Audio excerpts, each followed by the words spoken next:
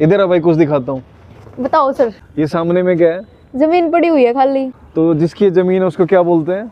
पता नहीं। तो जो जमीन होती है इसको हम इंग्लिश में बोलते हैं लैंड, और जिसकी ये जमीन है उसको हम बोलेंगे लैंड लॉर्ड। तो दो ही लोगों को हम लॉर्ड बोल सकते हैं, एक तो हम जिसकी पूजा करते हैं कि भगवान को लॉर्ड बोला जाता है, और एक जिसके पास लैंड हो उसको लैंड लॉर्ड बोला जाता है। जो इंडिया की पॉपुलेशन है वो पूरे वर्ल्ड की 19% है, और जो ज़मीन है पूरे वर्ल्ड की जितनी टोटल ज़मीन है उसकी सिर्फ 2% ज़मीन। सो इस इतनी बड़ी पॉपुलेशन यानी कि 140 करोड़ जो लोग हैं उसके पास ज़मीन अगर देखोगे डिस्ट्रीब्यूशन वाइज तो बहुत कम है, और ये लिमिटेड भी है, ये बढ़ नहीं सकती। तो आप आज ही लैंड में या प्रॉपर्टीज़ में इन्वेस्ट करना स्टार्ट करो तो आपका क्या डाइवर्सिफिकेशन होगा।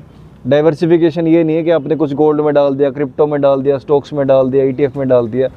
कुछ ना कुछ पैसा आपको फिजिकल फॉर्म में यानी कि रियल एस्टेट में भी डालना होता है, जो एक रियल एसेट कहलाता है, तभी तो उसको रियल एस्टेट बोलते हैं, यानी कि रियल एसेट बोलते हैं। तो इस तरह से अगर आप एसेट बनाओगे तो एक लॉन्ग टर्म में इसकी डिमांड बढ़ती रहेगी, सप्लाई नहीं बढ़ेगी, सिर्फ डिमांड ही बढ़ेगी।